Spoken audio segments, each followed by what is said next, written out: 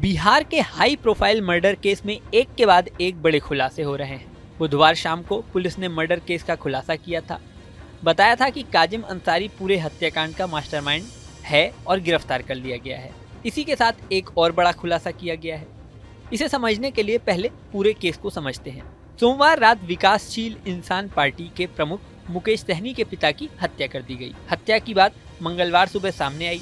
विकासशील इंसान पार्टी यानी वीआईपी के प्रमुख के पिता की घर में घुसकर हत्या से पूरे बिहार में सनसनी फैल गई। मुकेश सहनी के पिता जीतन सहनी का शव घर में ही मिला था।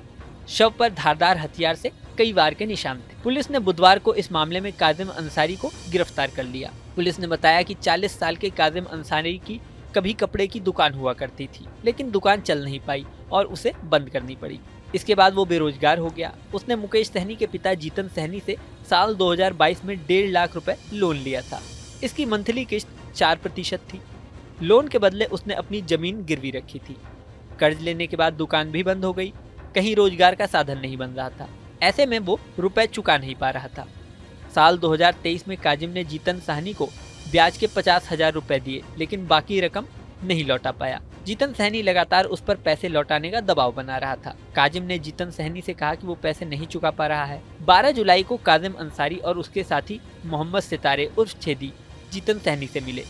दोनों ने कर्ज की रकम कम करने और जमीन के कागज वापस करने के लिए रिक्वेस्ट की। जीतन सहनी ने इससे इनकार कर दिया। इस पर दोनों पक्षों में कहासुनी हो गई। अब काजिम अंसारी ने कहासुनी का गुस्सा निकालने और कर्ज के जाल से निकलने के लिए जीतन सहनी से जबरदस्ती कागज छीनने की प्लानिंग की। सोमवार की रात काजिम रात 10 से 11 बजे के बीच जीतन सहनी के घर के सामने गली में गया। 11 बजे तक उसे समझ में आ गया कि घर के सब लोग जा चुके हैं और जीतन सहनी अकेला है। रात 1:30 बजे काजिम और उसके साथियों ने जीतन सहनी के घर की अंदर एंट्री की। सभी लोग घर में पीछे के दरवाजे से घुसे। दरवाजे में अंदर का लॉक नहीं है। इसके बाद काजिम ने जीतन सहनी को जगाया और डरा धमकाकर जमीन और लोन के कागज वापस मांगे। जीतन सहनी डरने की बजाय उसे ही गाली देने लगा। इस पर काजिम और उसके साथियों ने गुस्से में आकर जीतन की हत्या कर दी। अब इस मर्डर केस में ये बात भी सामने आई है कि हत्या के बाद काजिम और उसके साथी वापस नहीं गए, बल्कि अलमारी की चाबी ढूंढने लगे।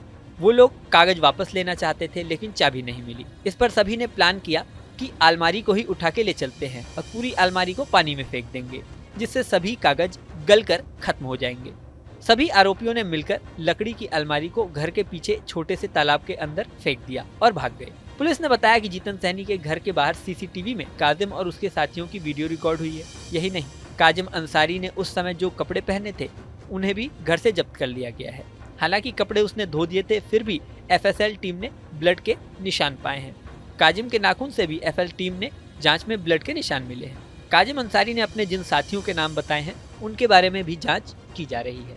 इस वीडियो में फिलहाल इतना ही, लेकिन जाने से पहले सबसे जरूरी बात, हमारे चैनल न्यूज़ नेशन को आपने अगर सब्सक्राइब नहीं किया है तो सब्सक्राइब कर लें। इसी के साथ स्क्रीन पर दिख रहा बेल आइकन प्रेस कर दें, जिससे हमारे नए नए वीडियोस की नोटिफिकेशन आपको मिलती रहे। और हाँ, जाने से पहले एक और ज़रूरी बात, अभी स्क्रीन पर आपको एक QR कोड दिखेगा। उसे आप स्कैन करके हमारे व्हाट्सएप चैनल से जुड़ सकते हैं और खबरों की नई नई अपडेट अपने व्हाट्सएप पर भी पा सकते हैं। बने रहें न्यूज़ नेशन पर। न्यूज नेशन अब व्हाट्सएप पर। खबरों की ताजा अपडेट के लिए न्यूज नेशन के इस QR कोड को स्कैन करें।